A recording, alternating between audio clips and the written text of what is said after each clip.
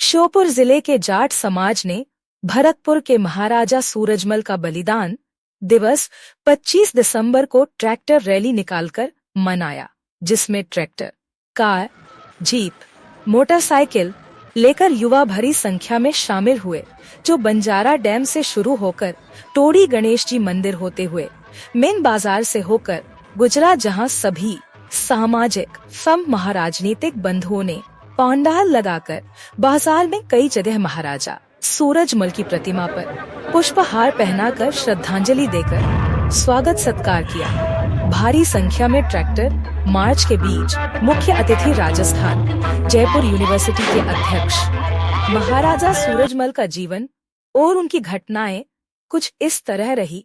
उनकी लंबाई 7 फीट और वजन 110 किलोग्राम था और वे 72 किलो के छाती कवच, 81 किलो के भाले, 208 किलो की 2 वजनदार तलवारों को लेकर चलते थे।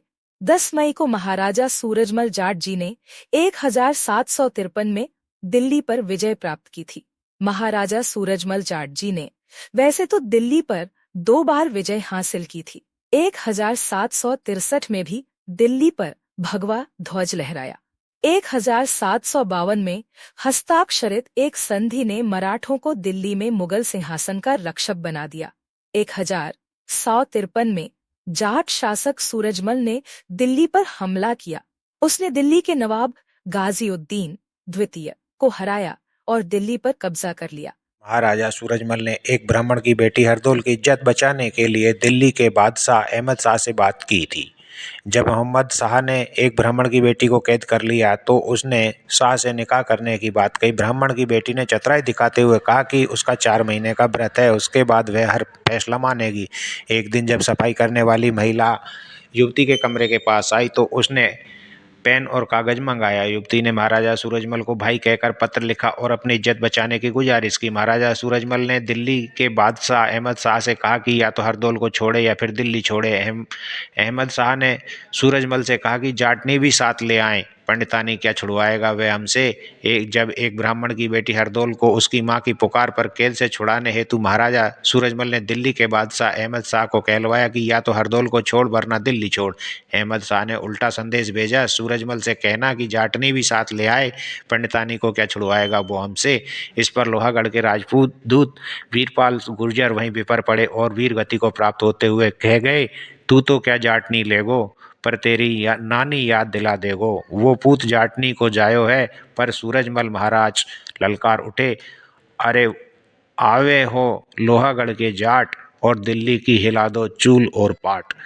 और जो गुड़गांव में डाल डेरा बादशाह को संदेश पहुंचाया, बादशाह को कहो जाट सूर में आए हैं अपनी बेटी की इज्जत बचाने को, और साथ में जाटनी महारानी हिंडोली को भी लाए हैं।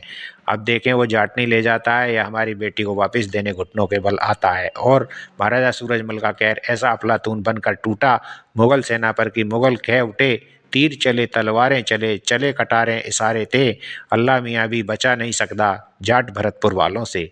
और इस प्रकार ब्राह्मण की बेटी भी वापस करी और 1 महीने तक जाट महाराज की मेहमानबाजी भी करी। वीरों की एक ऐसी कहानी जिसके कारण लोहागढ़ नरेश महाराजा सूरजमल जाट अफलातून कहलाए। महाराजा सूरजमल की जीवन और उनकी घटना इस तरह रही। उनकी लंबाई 7 फीट और वजन 110 किलोग्राम था और वे 72 किलो के छाती कवच, 81 किलो के भाले, 208 किलो की 2 वजनदार तलवारों को साथ लेकर चलते थे। महाराजा सूरजमल भरतपुर के जाट राजा थे। उन्हें जाट जनजाति का प्लेटो और जाट यूलिसिस कहा जाता है। उन्होंने 80 युद्ध लड़े।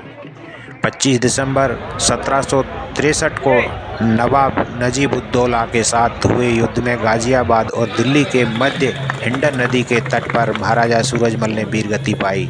उनके युद्धों एवं वीरता का वर्णन सूदन कवि ने सुजान चरित्र नामक रचना में किया है। महाराजा बदन सिंह की मृत्यु के बाद उनके पुत्र महाराजा सूरजमल जाट 1756 ईस्वी में भरतपुर राज्य का शासक बना। महाराजा सूरजमल ने 80 युद्ध लड़े, एक भी नहीं हारे।